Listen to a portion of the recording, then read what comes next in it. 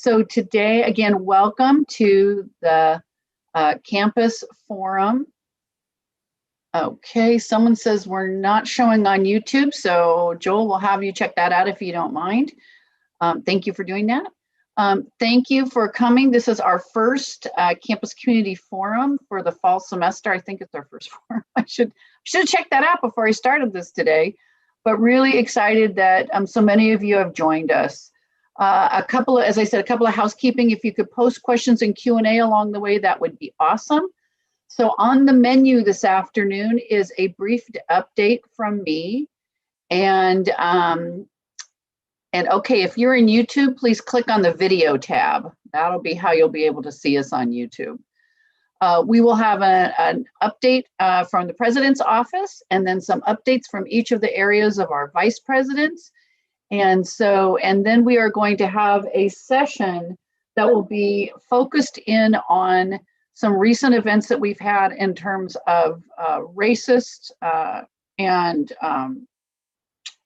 incidents that have happened in Zoom meetings, in Zoom webinars, with our Black History Month events, with our APIA event that happened yesterday. And I want to thank the folks here ahead of time who, skillfully and quickly came together to provide this information for you today so that we can keep these spaces safe for our students and for all of us as we celebrate the wonderful opportunities that we have to learn together. So we will talk about that as well.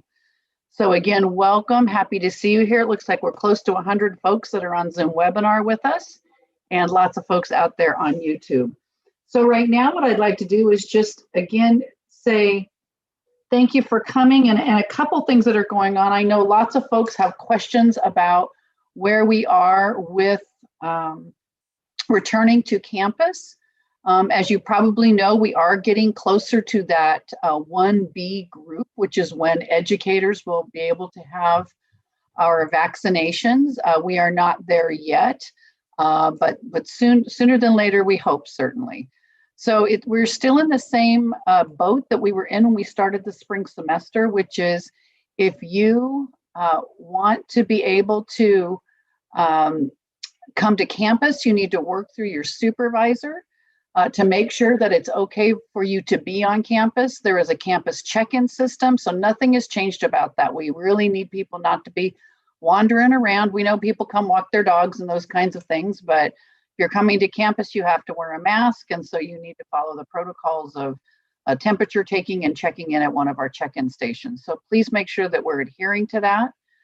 Also wanted to let you know that we are anxiously awaiting the final number of the new, what are called CARISA funds, which are the funds that were approved at the end of last year, coming this year. This is not the next group of funds we hope to do that the Biden administration is working on right now, but the CARISA funds.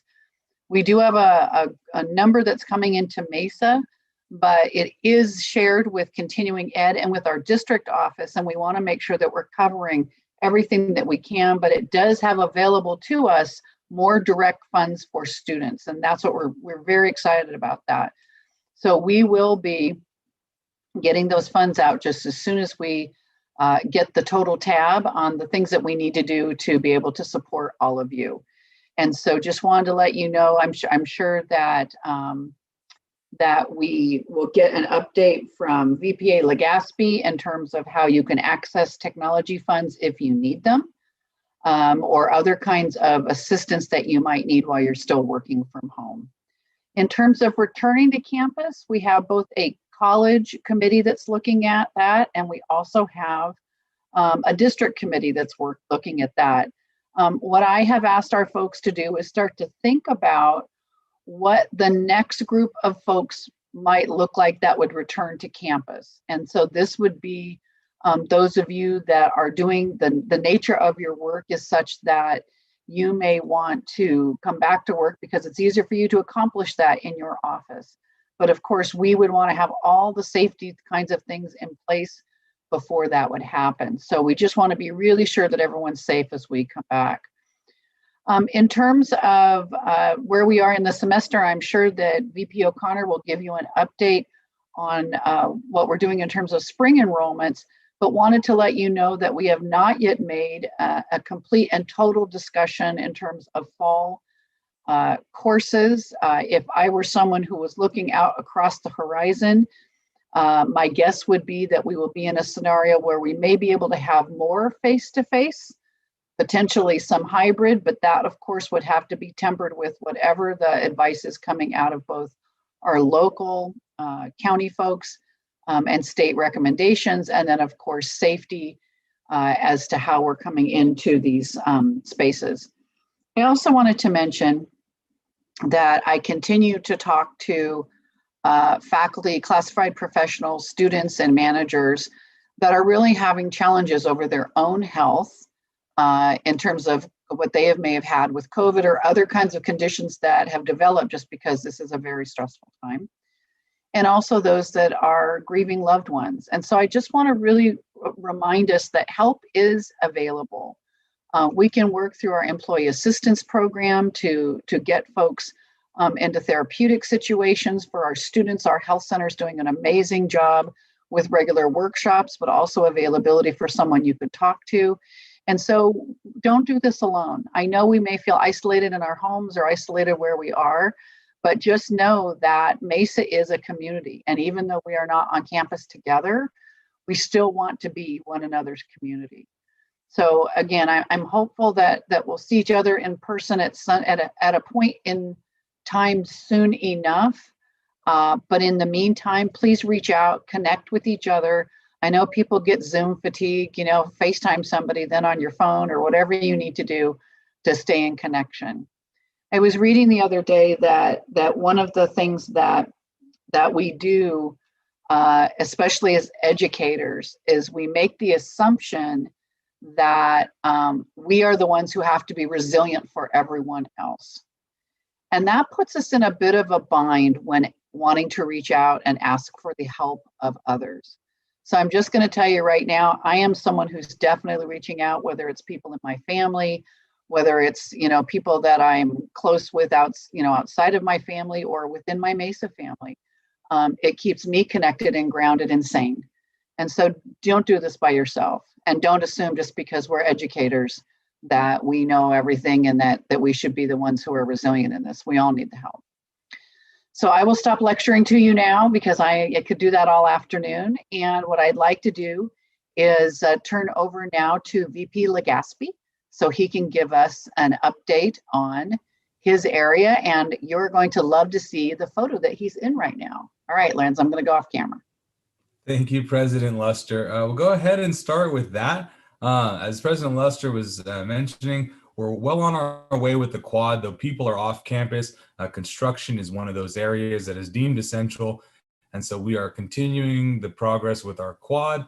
And so as you can see behind me, you might have seen this before. It's an older photo, but we've leveled the INJ buildings. And now there's a bigger hole in where that would be now. And so we'll have updated and more pictures as we go, but hopefully for whenever what that is that we do come back to campus, that we'll have a nice new quad. And so sometime in this calendar year, at the end of the calendar year, is when we hope to have the quad finished. And so more to come on that one, and we'll have more pictures here at the other forums or at PCAB as well. And so moving on to COVID-19, President Luster gave a great overview of some of the things that were going on with the returning to campus and those general updates. And so I want to say thank you to the Safety and Facilities Committee for your rich dialogue that we had. Safety and Facilities Committee will be one of the conduits for information, both ways that we have, what are you hearing from your end through your constituents on those committees, and then all on those committee, because they are one now this semester. And then also too, for us to disseminate information that we're hearing from the county and from the district as it all relates to coronavirus. And then also too, we have a reopening group at Mesa College. We started calling it the reopening group back in, I think, April or May when we first put it together. But it's the group that will be discussing coronavirus. Again, this is more not so all constituents are represented, but also to each of the departments. And so we'll be having that meeting on March 8th. And so if you have any ideas or any thoughts or concerns, reach out to those on that committee or your facilities and safety committee reps, or your constituent reps or your managers or supervisors, or me or Jacqueline Collins and Matt Fay directly. And we'll try to get, a collective understanding of where everyone's at in their coronavirus research, and where, each department is as well. Also, too, as our president mentioned, there's some coronavirus relief funding as we go. And so that new Carissa funds, what we will be doing is putting out a forum, like an actual, like to fill out a Google form for items that are just in time requests. And then also to each of the vice presidents, Isabel and Ashante will be reaching out to their areas for, again, similarly like we did for the CARES Act, for those larger initiatives that we do have. But I think what we heard in the last round of funds is that we needed some just-in-time avenues. And so you'll see a form, it'll route through a manager or a dean, or managers are deans, but that level through the administration to make sure it fits within the allowabilities, and all of that is in the form, and we'll send out emails as well. And then also too, I believe Carla's reaching out to each of the Senate presidents, academic Senate, classified, professional Senate, and student Senate, to see if they have any questions, or if they would like me to attend one of their meetings to help talk about the COVID-19 relief funds.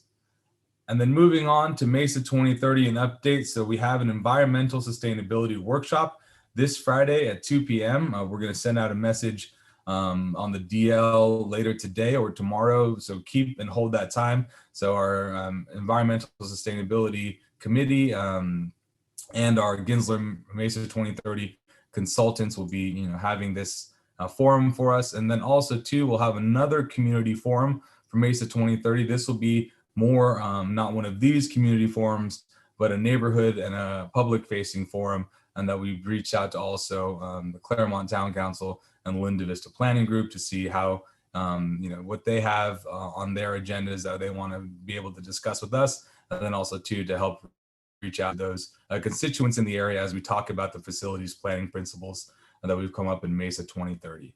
And then also too, we finalized the draft goals and draft facilities planning principles through Mesa 2030. This is the home stretch, and I tell people as we go through this, this will be approved hopefully, or at least considered by the board in May and in June for this year. And so we are rounding that third base and really on that home stretch for the plan. And so thank you everybody for your inputs from the community forums, from the departmental interviews, and those on the task force. Thank you for those as well, for your inputs.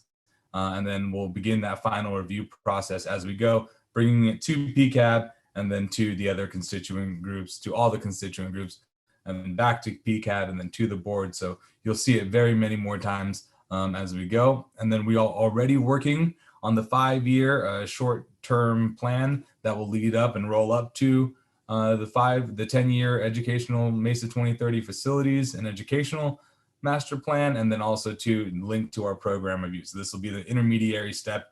And so again, we are home stretch, we are almost there. And so we'll finish strong with Mesa 2030. And that concludes the updates from administrative services. Thank you, Lorenz. All right, next up is Dr. O'Connor. Isabel. Well, hello, good afternoon, everybody. First of all, I want to appreciate Pam for giving us an opportunity to really address the issues of Zoom bombing, terrible issues in the past week or so. I see this as a great opportunity to give us a chance to establish a process to both learn how to prevent these issues to the extent possible, what to do when we are confronted with them, and very important is how do we support each other as we face these situations. So I look forward to that conversation. Now I'm gonna take this opportunity to give you a very brief update of where we are in terms of instruction. Our spring semester is much stronger in terms of enrollment than our fall semester. We are now way past the 16-week census date, but we are working on the second 8 weeks. And one of the things that I'm looking at in conversation with deans as well as Senate and Chair of Chairs leadership is looking at ways to be more proactive and capture students who we may be losing along the way. So I'm interested in looking at scheduling just a small number of 4-week classes at the very end. One of the conversations today was about math students. We saw the heaviest or the highest number of drops beginning in the first 3 weeks of the semester in math. So I'm going to start a conversation with math faculty. How can we capture some of these students? Are there some processes that we could look at? Another update in terms of the spring is spring athletics. We are awaiting a decision from the district in terms of, are we going to play season 2 or not? That decision needs to be turned in by February 26th, which is shortly after this. Another thing we are concerned is supporting our student athletes. And we are in conversations about potentially starting some conditioning late in the spring semester. We have some conditioning classes already scheduled on our summer schedule, but we want to get going because our athletes have been out of the field for so long. So more to come on that. Summer schedule is all done, and it's pretty similar to the summer schedule that we loaded a year ago. It's mainly online. Thanks again to our fabulous dean and chair team. They did a great job trying to ascertain what to load and create that schedule. Fall planning, there is a lot of discussion that we have in Instructional Deans Council. Some of it, and tomorrow I'm delighted that deans, chairs, and I are going to have a conversation. I'm sure one of the topics will be this one, is what does the fall schedule look like? At the moment, we don't have the magic answer. Nobody does. But, we need 2 parameters. One is, what's the delivery mode? Is it going to be mainly online? And the deans, Manuel, Terry, and I have had discussions about creating a set of criteria that allows us to look at, in addition to the courses that we already have now on a hybrid format, and for Mesa is 3.5 of our schedule this semester. Do we need additional courses, maybe in some of the same disciplines, or additional disciplines that we could bring back to campus on a hybrid format? So that's where the discussion is. We're being very proactive, and I'm very appreciative and proud of the work that the deans, the chairs, and I are doing on this. So more to come. Now, this morning at Instructional Deans Council, our dear friend and colleague, Dean Ryan Shoemaker, said, gee, we only talk about all these issues and problems and this and that. Is there anything good happening? Okay, well, I'm a good girl. I listened, and here is all, or a sample of all the good stuff happening.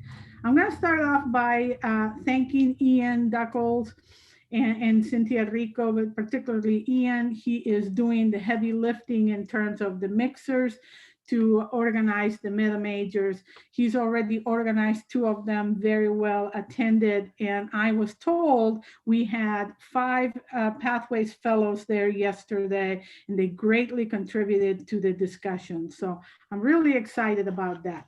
I'm very excited as well to talk about professional learning for distance education and equity. And we are now, I will have this information next week, all the specifics. We are now creating FIGs, faculty inquiry groups. The faculty inquiry groups are designed by faculty themselves based on their interest. And we have about 5 or 6 of them. I will share with you what they are next week and the amazing projects that they're going to be taking on. A couple more other things. The first one is we have a group of faculty, and I'm part of it as well, that are looking at our HSI STEM grant proposal. We're working really hard. I'm really appreciative to everybody in that group. We have a consultant, and I think we're going to come up with an awesome project that is going to be very pathways infused. It's going to connect to Mesa 2030. I think it's going to be solid. Knock on wood, we get it funded. The last thing I want to say is that, we are resilient. And I am always in awe as to how we respond to these circumstances. I was talking to Dean Leslie Shimazaki about international education, right? We used to have study abroad courses, which I am fully committed to. And sadly, because of COVID, we haven't been able to send our students to take advantage of these opportunities. But think about what they are doing. That group on campus, a group of faculty, Dora, Michael, and others, are looking at virtual experiences for international education. I just think that's amazing. And it really is one of the best parts of this job, seeing how other people have this creative energy, always working on behalf of our students. You can't get on the airplane, but maybe from your seat, you can have an alternative experience. So chapeau to them and to all the great work that is going on in instruction. Thank you. Thank you so much, Isabel. And one of the really exciting things that's happening on the baccalaureate front is that last week, Assemblymember Jose Medina put into place AB 927, which is the new bill for the baccalaureate program. And what it will do is, if passed the way that it's written right now, is it would lift the sunset on current programs, which would permitize the HIM program at Mesa and the other 15 programs in the pilot. It would create the opportunity for other colleges to begin applying to be part of the baccalaureate program, and also would continue to have the non-duplicative clause in terms of the CSUs. So we are cautiously optimistic that we will get through this again. Last year, you might recall, we did have a bill that was pulling that forward, but because of COVID, they had to prioritize what bills they would use. So thank you, Isabel. Exciting times. Thank you for telling us the happy news as well. And so with that, I'm going to turn things over to Dr. Hands, Ashanti. Good afternoon, everyone. So I'm so excited to be in community with each of you today and share a few updates about our incredible student services departments and programs. So we're going to start off with a couple of call to action updates. So each month we get to hear about the progress departments are making towards our call to action in support of our Black students. So this month, Outreach, Counseling, and DSPS had an opportunity to provide some updates. And I just love sharing the great news about what's happening. So Outreach is intentionally serving our Black students by pulling in Umoja and Mesa Academy into our Info Night sessions so that high school students and their family are not just reading on screen about our programs, but getting to meet representatives and programs that actually support our Black students right at the start of their journey with us. Our ambassadors are being trained by Black Faculty Counseling Collaborative members and Umoja so that they can speak with confidence about our programs. They're also serving our Promise students and have identified top academic and personal programs and desired programming, priorities and desired programming of our Black students, and then they're delivering on those needs. Our counseling department has a student equity committee. They've created videos that you can watch on the website. They've created a unique feedback questionnaire that is designed to empower students' self-advocacy and to assist counselors as they strive towards excellence and equitable services. So they're creating a context and narrative for service and then asking students to hold us accountable. So they'll ask specific questions about if there were any barriers, with the counseling sessions or to receive counseling. And one of the things that I love is that they are sending You Matter emails to our Black students, welcoming them, encouraging them, and letting them know about resources and support. DSPS is paying attention to language. They're shifting from doing intake appointments to welcome appointments. They're creating space for equitable delivery of service by being flexible with eligibility requirements. And they're actively participating in professional learning and are providing opportunities for our community to learn about the intersection of racism and individuals with disabilities. And then Mesa College This is separate, but Mesa College is in partnership with USC's Equity Leadership Alliance. So this partnership allows us to send a team of 5 individuals to monthly e-convenings and makes all of the presentation workshops and handouts available and accessible to our entire campus community. So examples of recent topics include recruiting and hiring faculty of color and confronting acts of explicit racism and racial violence on campus. So the Loft is going to be sending out a campus-wide DL inviting individuals to participate. So keep an eye out, sign up, check out the site, and be sure to access all of the material and information that is being made available to us. A couple of things in terms of recognition. Mesa College has been designated a military-friendly school for the 2021-22 cycle. We got a silver designation, which is amazing. Military-friendly is the standard that measures an organization's commitment, effort, and success in creating sustainable and meaningful opportunity for the military community. So thanks to Vicky Hernandez, Yvonne Alvarez, and Eileen Crakes for getting us to this incredible designation. I'd like to share that Carla Tirado, our new Associated Student Vice President, was recently selected to serve as a part of the Governor's Office intern program. And she was also named as one of the prestigious Jack Kent Cooke Undergraduate Transfer Scholarship 2021 semifinalists. And that's from over 398 community colleges around the world. We are so proud of Carla. Kirsten Pogue-Selly, our counselor who works with our Kearney Fast Track program, recently shared that 89% of our Kearney Fast Track participants earned an A or B grade in their Mesa online courses. That is incredible. The Jacobs and Cushman San Diego Food Bank awarded Mesa College a $5,000 COVID-19 capacity funding grant. So student equity is going to be putting that money to great use. This semester, we officially kicked off a partnership with Equity App to help bring emergency grants and resources to students experiencing financial crisis. So thanks to the San Diego Mesa College Resiliency Fund, all enrolled students, regardless of credit amount or enrollment status, if they were in need of emergency aid, such as funding for housing or food, had access. So we were able to give out almost $20,000 in awards to Mesa College students during the first 3 weeks of the semester. And you're going to be learning more about how this app will be able to provide students with community and campus resources to assist with all kinds of basic needs.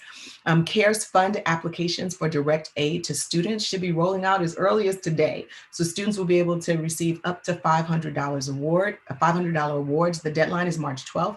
As soon as the email is sent to students, then I will share with the campus community so that you all can encourage students to apply. And then we will likely be doing an additional round of awards with our new Carissa Fund sometime in April. A few reminders, we're gonna be hosting our virtual commencement ceremony on Friday, May 28th at 10 a.m. We're in the process of scheduling the date for our drive-through celebration.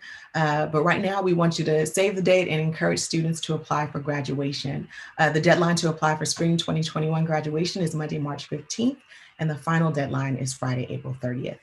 Scholarship applications are due March 8th. Workshops are being offered. Student Affairs is willing to share information with your classes. So please contact them if you would like to get more information. And our virtual scholarship ceremony is going to be on May 12th at 5 p.m.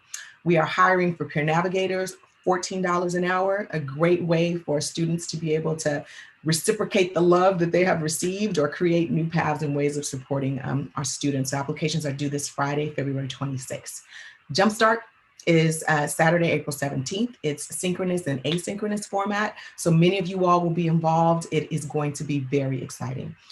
So student services, we continue to host activities. Last week, EOPS did a drive-through school supply distribution for students from EOPS and Star Trio. Some of those students are gonna have supplies shipped directly to them. Student Health Services is still hosting groups, financial aid, outreach, PNs, and others are hosting virtual information desks. Promise is hosting coffee hours. Careers doing workshops. Our Black Faculty Counseling Collaborative is hosting Black History Month events. We're doing application workshops for Dreamers. We're doing Feel, Heal, and Be Real Now sessions for students in addition to staff and faculty. We have new Mesa Journey communication tools, live chats. Like, we are active, we are here, and we are serving our students. The final thing that I'll share is about our project success. Eileen and Vicky have been talking to everybody on campus. So if you haven't heard about it, you probably have a presentation coming up soon, but we will be focusing on retention, graduation, improving default rates, and enhancing current programs and services for our students. And the 4 main programs will include emergency aid, financial literacy, default rate management and repayment success, and then a Vida Navi student success platform. So we've got lots going on. If you ever need more information, please read our monthly updates. Thanks, Pam. Wonderful. Thank you so much, Ashanti. It's so great to hear all of the wonderful supports that are in place for our students and ways for us to access them. So as promised, we are going to go into a session now around how we can be safe in the Zoom environment. We're going to talk a bit about the events themselves and the reactions and the support and the kinds of things that we need to think about when we experience these traumas together. And so I'd like to turn it over to Dr. Hans to introduce our panelists. Thank you. So for those of you who have been in sessions with me, you know that right now I am really vibing off of Amanda Gorman and The Hill We Climb, her inauguration poem. And it reminds me of what the work is ahead of us as we address the hate that has entered into our spaces. And so I'm so glad that we have this opportunity today to address some very traumatic, very hurtful, very hateful things that have been happening in our community. And before I introduce what it is that we're going to do, I'm just going to share a few lines from Amanda Gorman, because I think it really addresses where we are. A part of the poem says, so while once we asked, how could we possibly prevail over catastrophe? Now we assert, how could catastrophe possibly prevail over us? We will not march back to what was, but move to what shall be. A country, a campus that is bruised but whole, benevolent but bold, fierce and free. We will not be turned around or interrupted by intimidation, because we know our inaction and inertia will be the inheritance of the next generation. Our blunders become their burdens, but one thing is certain. If we merge mercy with might and might with right, then love becomes our legacy and change our students' birthright. This is our hill to climb, and we will climb it. And the first thing that we are going to do today is to provide a context, a sense of awareness, a general overview of what has transpired. We're going to talk about supports for those who are impacted. We are going to provide you with initial tips for securing, protecting, and honoring our spaces. And then we are going to figure out what else you all need to help us climb this hill. So what I'm going to do is turn it over to Professor Katungi, and she is going to provide us with a context for what has been happening in our spaces. Hi, thank you, Dr. Hans. And good afternoon, everyone. And I'll be passing this off to the department chair, Dr. Thekima Mayasa, in just a moment. But the department chair of Black Studies, I should say. I'm a professor of Black Studies. And I was in attendance as a host at the February 17th Black History Month event, which was a screening of the film Agents of Change, which was really a focused look at the history and legacy of the Black Studies movement. I was also a participant attending the event yesterday, hosted by the COPWA Learning Community, the APIA Advisory Committee, and work-based learning. I was there eager to learn as an ally about the legacy of Japanese internment in this country. Both of those events had what we, I guess, are terming or the so-called Zoom bombings. I say that to be clear that what I experienced and what those who were alongside many witnesses was very much explicitly racist, anti-Black, anti-Semitic, anti-Asian American, and psychologically violent. And I don't need to go into the details of the hate speech, of the images, of the other attempts to terrorize those of us who had come together in community to learn at these events. But to be clear, the intention was to disrupt us coming together, to disrupt the work we do, and to disrupt us coming together in community. And again, this happened at a Black History Month event during Black History Month. which we are still in, and at an event commemorating or remembering the legacy of those who speak the truth of what happened to Japanese Americans during World War II in this country. And so with that, I'll pass it off to my colleague, Dr. Thekima Mayasa. Greetings, everyone, and welcome. Thank you, Candace, for that introduction. I'd just like to take a moment and just reiterate some things that you may not be aware of, and that is, while college campuses in general are experiencing this kind of activity, it's necessary for us to emphasize the seriousness of what occurred and to reiterate that this was more than a moment of disruption, right, upon our students and our faculty. This was a very explicit, very specific targeted attack.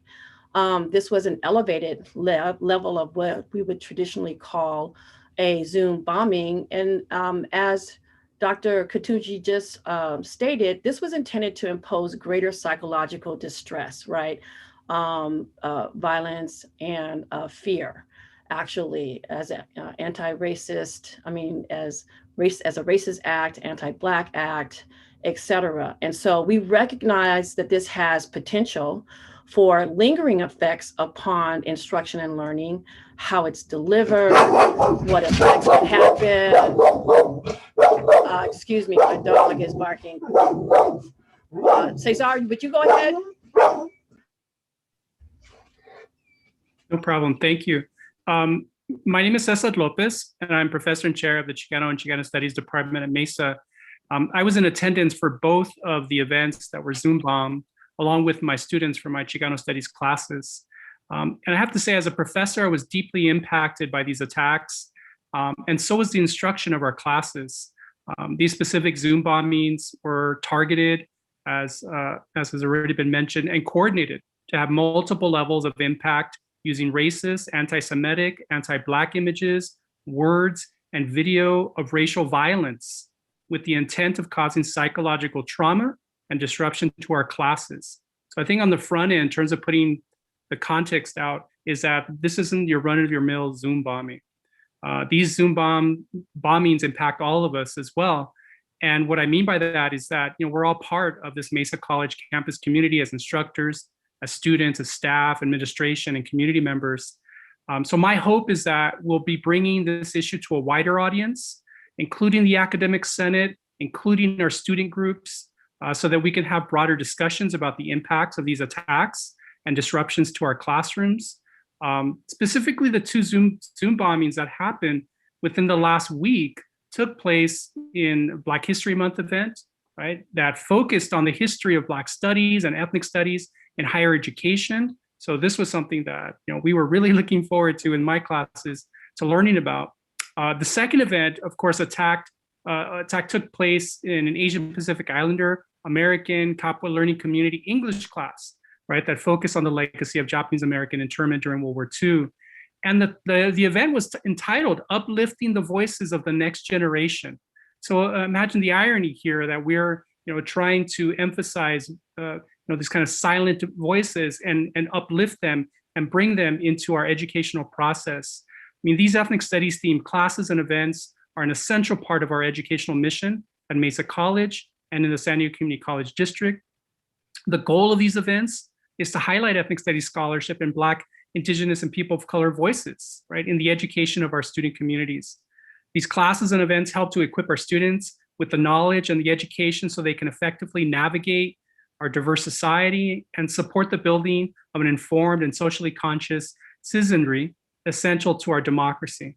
So I just want to say, as a campus community, this is really a call to take action, right? A call to take action, to take the steps necessary so that our educational mission is protected and strengthened. So I'll pass it back to Professor Mayasa. Hi, everyone. My apologies for that. My dog, she's likes to respond to things, but just to do a closing, thank you, Dr. Lopez.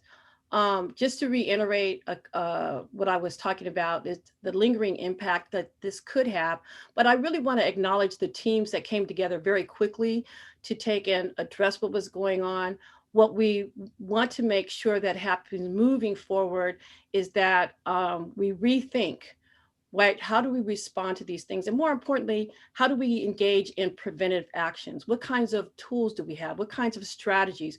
What kinds of procedures and support services that we utilize to effectively combat these egregious acts and the impact that it has on our campus community? And so as we take this opportunity, it is a prime opportunity for us to rethink these things in the virtual space. And I know we've had these things in our classrooms before. You know, we have the red button, we have the student contract in terms of behaviors and things of this nature.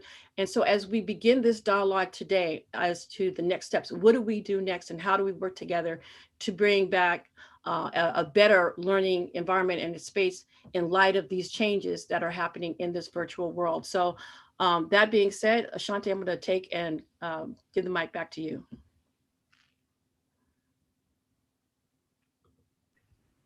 Thank you. Sorry about that. So I think next what it is that we want to do is to be able to hear from Suzanne Khambata and Frank Fennessy so that people are aware of the types of support that are available for those who are impacted. We think it is very important to make sure that while we are taking care of students, that we are also taking care of ourselves and making sure that people are in a space where they can feel and heal. So I will turn it over to Suzanne Khambata. Hi, I'm Suzanne Khambata. I'm the Director of Student Health Services, and I'm also a nurse practitioner. And Ashanti has invited me today to talk about ways that Student Health Services support students. And I, with love and compassion, feel for all the people that were affected by this Zoom attack. And we sorely need to have this discussion today. And with respect to students, our mental health team was immediately engaged with the faculty and staff that were involved so that we were able to deconstruct the event, figure out what happened, and look at our next steps. We also, upon notice that something is going on, we go into crisis intervention mode and set up open forums for students. We had 3 of them on the same day that students could just drop in and talk about how they feel. We also are holding listening circles and going into classrooms and giving presentations by invitation for students that were affected in groups. The individual or small group sessions are set up through our Student Health Services phone number, which is 619-388-2774. And we often receive phone calls. We answer our calls right away. There's no delay, so we can get help for you, for your students. We also twice a week, have a session called Be Calm. And Be Calm is open session to learn relaxation techniques. And all of this information, by the way, is on our Student Health Services webpage under events. So we have little flyers and things that are there. We also have the Black Forum, which is timely discussions about everything that has to do with African American students. Those are usually on Fridays. We want you to know that people that engage in these sessions with the Black Forum, Be Calm, and listening circles are people that become peer educators to each other. Instead of dramatizing or amping up the situation, it helps to have our students involved to calm the situation and put the situation into perspective. We also host the Active Minds Student Club, which is held with Aurora San Pedro. She's a licensed marriage family therapist, and they do events, they do a book club, and a whole lot of deconstructing and talking. We're going to resume a listening circle for students on Friday of this week. We also have the lesbian, gay, transgender, queer weekly group called Come As You Are. And also for students that are troublesome or writing troublesome thinking or talking about sadness or depression or a number of other things, we have the Student of Concern form, which is also on our website, but you can also just give us a call or email me and we can reach out and help that student. Thank you for letting me share. Thanks so much, Suzanne. I hope what you all are hearing is that we have a plethora of support for our students. And so you don't have to remember all of the things that were just mentioned. What we do want you to remember, though, is that there is support and that you can contact Suzanne, Student Health Services, Student Affairs directly to get the support that you need for students who are impacted in any number of ways, or students who are in need of support because they are impacting our communities. So next we want to hear from Frank Fennessy. Frank is Risk Manager from Risk Management. Hi, good afternoon, everybody, and thank you for inviting me. And before I get started, Dr. Mayasa, that's the most beautiful background I think I've ever seen on Zoom. Awesome. Thank you for sharing that with us today. I'm going to be discussing the support that that the district is going to be able to provide to colleagues that were on both of the calls, unfortunate calls that people encountered over the last week or so.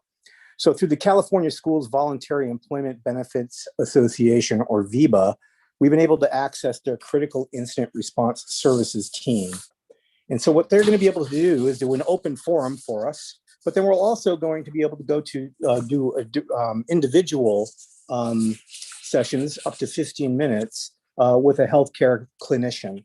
And what the clinician will do is will hear what has happened, provide some feedback as to how you would bounce back from this type of a situation, and then triage to see if they believe additional treatment is required, and we'll make sure that that happens. We have a number of different ways that this can be done. In the past, we had, this could have been in person. That's just not open right now. So what we do have is the virtual meeting can be scheduled for the group that were on both calls. But you don't have to go through the group, and excuse my, I'm having trouble finding the words here. You don't have to go through the group session to access the individual session. I'd spoken to a couple of colleagues who didn't seem that they were that interested in the group session, but would rather have more of an individual session. And so we can make that happen. And then finally, we can also provide an educational service to those people that weren't on the calls. So if, for instance, you were in management and something was, reported to you, and you feel as though that you are also affected. So, for instance, Isabel, I don't believe you were on the calls, but I know that you were. We had a brief conversation. It seems to me that this service should be available to you as well. So, do we have any questions on what is available to our colleagues? And I'm going to be sending out a message to all of the colleagues we've identified, and they can sign up for the individual sessions anonymously. So we don't need any information from them. All they have to do is sign up with Optum, who's working with VEBA, and they will have the service available to them. Are there any questions for risk management today? Okay, I'm not seeing any hands or comments in there, but thank you so much for sharing that information. I was not aware that we had all of those resources available to us. So we look forward to getting that information in writing and making sure that, that we're able to access those resources. Thanks, Frank. You're very welcome. Okay. So next, we are going to provide you with some information and again, some initial tips for securing, protecting, and honoring our spaces. We know that many of us have Zoom information, Zoom events, and so we want to make sure that you all have some tips and tools at your fingertip to again help secure that space. So what I'm going to do is turn it over to Katie. And Katie, Beth, I hope that she has the ability to share her screen. I do. Thank you. I'm going to share my screen. Oh, I don't. Host disabled participant screen sharing.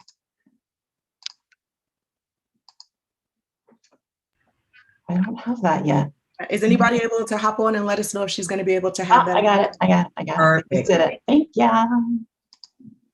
Okay, so I was asked to share with you today some security tips for when you're hosting a Zoom meeting. So I understand that there's obviously so much more to this conversation than just this technical aspect to this issue of Zoom bombing. So by no means are these quick fixes that are going to solve all of these problems that we're hearing about, but these kind of fall under some of the more preventative steps that Thekima mentioned earlier. We have had colleagues successfully host large events in Zoom, and these are safeguards that have worked for them. And so we wanted to make sure that we took a minute to share some of these. So this is a Google Doc to which you all can access at that shortcut if you want to follow along, and I can continue to add to this as more tips are shared. One thing to start with is distinguishing between Zoom webinar and Zoom meeting. Right now, we're in Zoom webinar, right? It's different. We're all on listen only mode, and really Zoom webinar is the best technical approach to mitigate Zoom bombing for events that are open to large public audiences. I'm not aware if the recent events were, those occurred on Zoom webinar or in Zoom meeting. But if we do have the Mesa College Zoom webinar account for large events, and Beth has shared her email address here. It will depend on availability of that.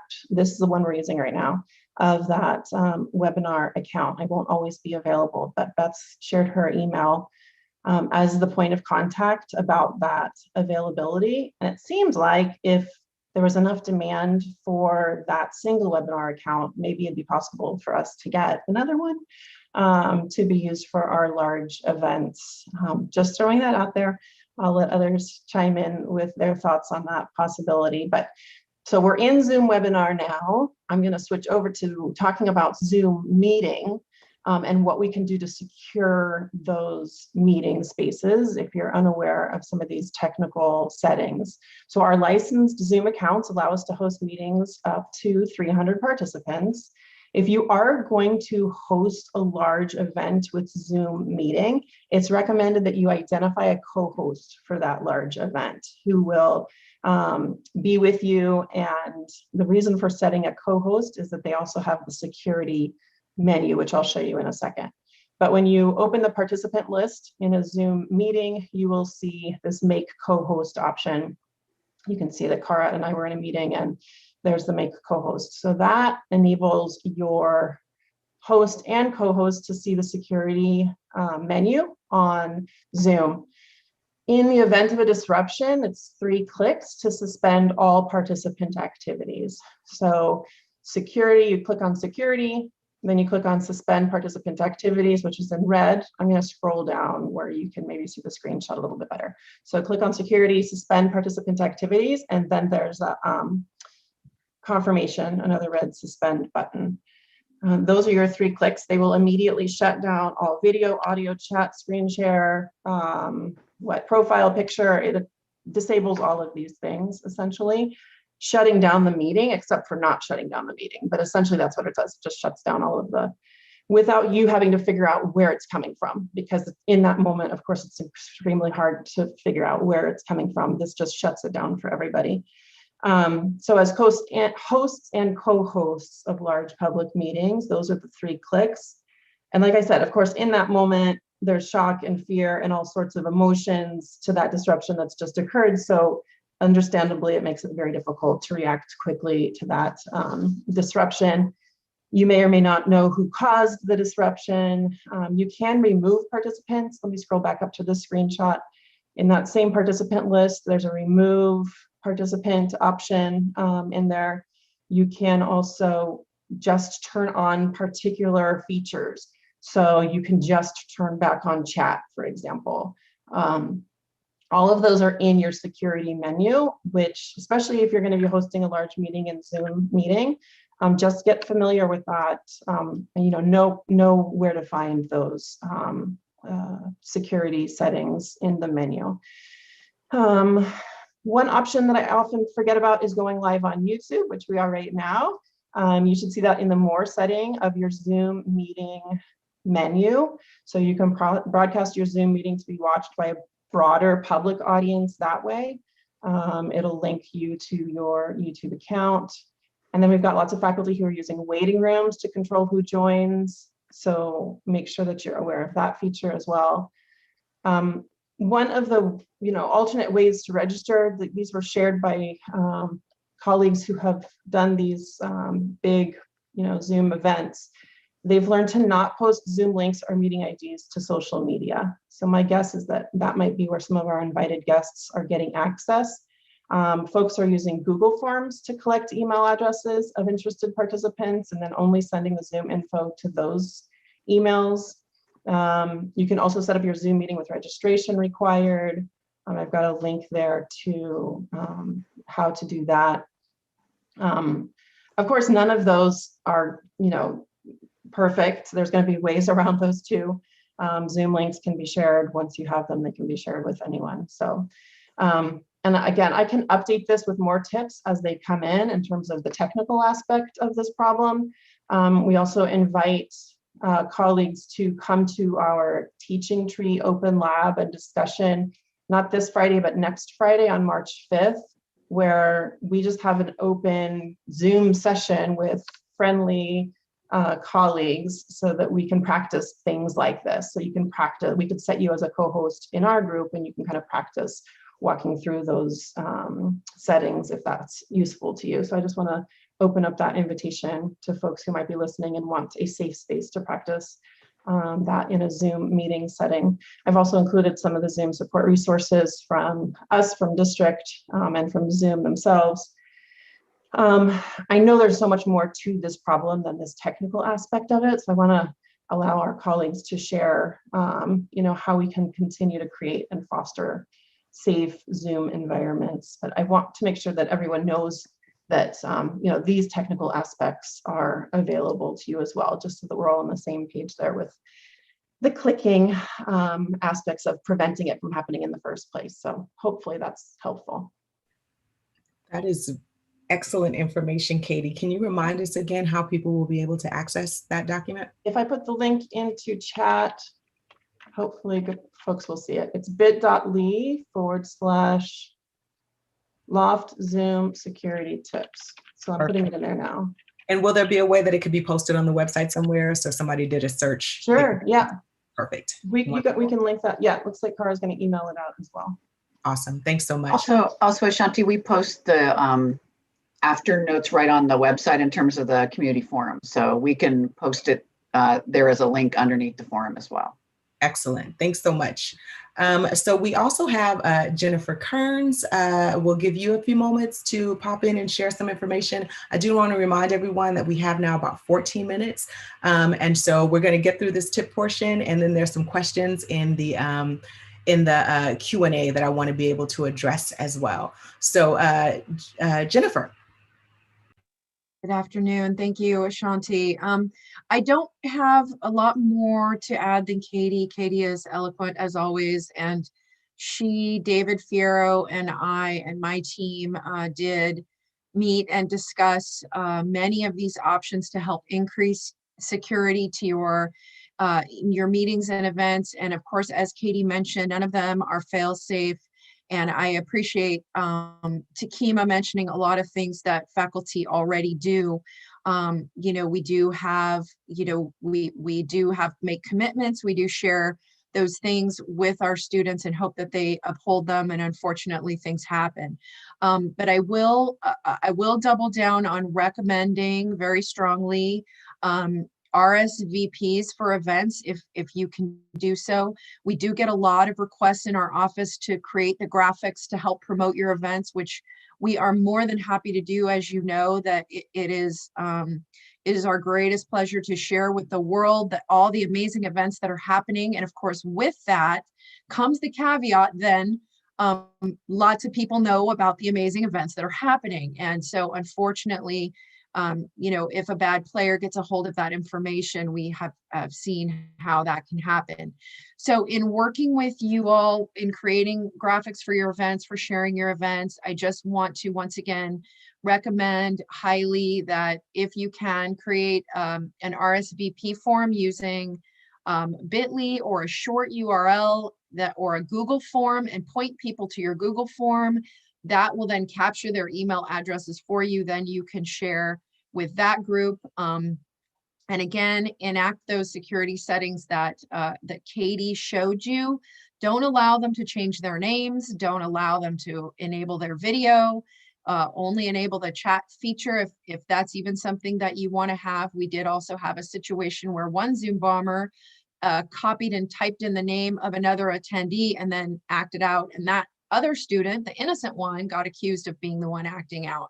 So there's clever things that happen, unfortunately. So to the best that you can still make these experiences meaningful and valuable to your attendees, but also try to do as much as we can possibly do to prevent the bad players. I think still will make our events fabulous. And if you need those types of recommendations when we're creating graphics for you, we look for it. We're trying to help promote, but at the same time create safe spaces for our community. Thank you. Thanks, Jennifer, and thanks, Janae and David and Cara for helping to collaborate to provide these very helpful tips. I also want to create space for our faculty to talk about what type of support that faculty or coordinators can also provide in the moment in responding. So Thekima, I'll turn it over to you. Okay, well, thank you for that, Shanti. Well, I'd like my other colleagues to come up, if it's okay, the same time, Cesar and Candace, because I think we could together just talk about some different types of things. It's important to know that moving forward with this, when you have an event, and this is something that we've learned, right? Having multiple eyes was helpful. The three of us were able to work in conjunction with one another and act very quickly. There's also the issue of, well, what happens when you're in your classroom by yourself? One of the things is, pre-registering or having people pre-register with the event. And I know Cesar can help us discuss what that looks like. And when you don't have other eyes, how do you familiarize yourself with the setting? As I mentioned before, having the student conduct poster available, letting your students know that it's not about them per se, but also creating a safe space for them and even for the instructor too, because as I was mentioning before the interruption, is that this affects us as faculty and how we will be able to continue to do the instruction that we're there to do for students and with students. So it's important that this is a campus effort, that is not just going to be dependent upon the people going and figuring out for themselves. We have to do this as a collective so that has maximum effect. So I'm going to let my other colleagues share some things that they feel are important as well. I'll just echo that this is a beginning step. We need leadership, we need protocols, we need processes. Especially in this virtual realm. We were able to shut down in the moment both of the events, one a little quicker than the other, just based on luck in some ways, right? So we need processes and procedures, and we need ways to know how to also address the psychological pieces of it beyond the instructional pieces too. And so I'll stop there. The only thing that I would add is just to be aware as a campus community. Of course, our students are impacted. Our students, I think for me, the most impactful part is reflecting on the impact that these kinds of events have on our students. But what I also realized is that it had an impact on me as an instructor, because I experienced what I experienced in a different way, because we all know, depending on which window you have, if you have gallery view, or how you're watching your Zoom or experiencing your Zoom, you see different things, and our students see different things in front of us. So I think that's what I want to make clear in this community forum, is that the dynamic of Zoom bombing, it's not it's not just one kind of Zoom bombing, right? It's not, and it's not just the silly Zoom bombing, but this is Zoom bombing that is meant to have an impact, to not only disrupt, all of it is meant to disrupt, right, and grab attention, but it's also meant to have an impact psychologically. It's also meant to sabotage our educational mission. And I think that's when I think that's the level of conversation that we need to have in terms of, how does this impact our educational mission? How does this impact our ability to have classes and events that in the way that the tradition we've always had of deep education, and that we want to have interaction, we want to have these experience with our students and with our community and as a community college. But I think that's the other thing, is that there's a dynamic happening here, and as Dr. Mayasa said, it's part of it is we need to rethink and take actions and plan in the way that we're moving forward in terms of instruction. So I want to that's the point I want to emphasize for me. The last thing I do want to just re-emphasize is that when we asked for the support, it came. So I want everybody to understand that there are systems and spaces and places that are available to us, and that we were able to access them expediently to work on that. However, the virtual space, as I mentioned earlier, has compelled us to rethink how we do these things, and any institution can always do them better. So as we move forward and we're thinking about this, and how we can just get even better at what we're doing, as we're taking this very seriously and understanding that we want to be able to still have humanized experiences in the virtual space. And we want to still have those things, but we also want to make sure that people are protected, because if people have concerns and fears about being in this space, then we can't do what our mission is, which is to do the educational experiences that we're here for. So with that being said, thank you for the platform, Ashante, and it's back to you. Thank you all so much for sharing. I hope you guys are having the opportunity to look into the Q&A. I think there's some great questions there. I know someone had said ways to respond verbally to those in the room that are Zoom bombs, support, sharing a link of resources. What I did find interesting that Kara stated is that once you suspend user activity, that users can still see chat messages from the host, so that if we are in a space where we can actually respond to the group afterwards, letting them know what happens, that is an option. I think what is important that Thekima said is that in times like this, we often have to revisit and re-envision how it is that we do things. I've had the opportunity being in quarantine to watch so many historical pieces, so many things. One of the most recent things that I watched was a documentary on KPBS about Black churches. And when you think about how the Black community in America has had to revisit, reinvent, readjust to the various things that have that the Black community has been faced with. You see that over time, we just continue to get better, to get stronger. Again, as Amanda Gorman said, this is a hill that we will climb. And so with new experiences, new spaces, there are new opportunities, but we continue to meet those challenges with that same energy and passion and commitment to create the conditions that matter for our students to succeed. So I appreciate you all so quickly for coming together to start this conversation. This is clearly not where it ends. And so I love the notion of the teaching tree as a space where people can actually practice what this looks like and have conversations about some of the things that were mentioned. Student Affairs will be sending out their notification and will provide tips on how it is that we may be able to respond. Katie and others have provided some Zoom tips. We just need to hear from you what it is that you need so that we know how to prepare as we move forward. So what I'll do is turn it back over to Pam, and just again want to thank everybody for taking this initial step to discuss this in community, but the work does not stop here. And I thank you guys for continuing to have these conversations in your own spaces so that we can better serve our students, better serve our community, and support one another as we work towards becoming the leading college of equity and excellence. So thank you guys.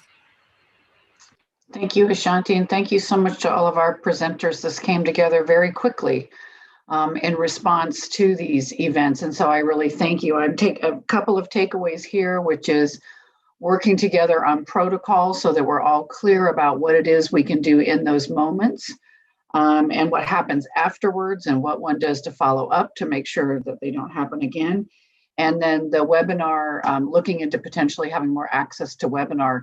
Just so you know, the webinar site licenses go up to 1,000 and they are pretty pricey licenses. The district actually got one webinar license for each of the colleges. So we'll look into seeing whether or not we can expand that. In the meantime, if you want to be able to use webinar, and people use it all the time. I know that our AAWCC group is using it tomorrow. You can just email Beth Kane in the office, Sarah Beth Kane McDavid in our office, and we are happy to help you set up webinar. Well, if we get to the point where there's so many requests for webinar, then we can definitely look to see how we might be able to expand on that. So wanted to let you know we absolutely would be able to do that. Also, just again, I really want to thank everyone for coming together so quickly around this. And as I think Ashanti just said so well, if there's anything we've learned over the last year, it's that nimbleness and flexibility are required what seems like almost daily for all of us. And while I would much prefer to focus in on the kinds of things we were talking about that are generative and celebratory, there are those tough things that we have to work on at the same time. So I want to thank you for being in partnership with us as we do both at the same time. So more to come. And I look forward to working with some of our participants that have been here today and also across the campus. If we've not yet answered your question, I apologize. We tried to do, okay, it looks like Katie is typing an answer to one of the questions. I think we answered Chris. All right, I think we're in pretty good shape. All right, hopefully we've been able to answer all your questions, at least for this afternoon. And again, thank you so much for all being here today. And we look forward to seeing you. Either you can drop into a President's Cabinet meeting, or you're more than welcome to come to our next community forum.